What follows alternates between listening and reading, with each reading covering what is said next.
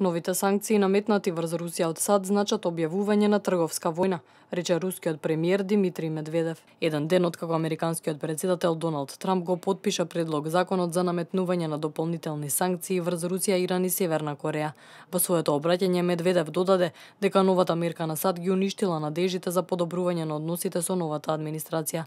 Уште повеста дека законот за новите санкции бил одобрен од Конгресот и Сенатот, пристигнаа реакција од Русија, откаде изјавија дека оваа одлука може само да ги влоши веќе заладените односи. Рускиот председател Владимир Путин нареди 755 американски дипломати да ги напуштат представништвата на САД во Русија до 1 септември, а Русија исто така заплени викенд куќи и складишта што ги користеле дипломатите во земјата.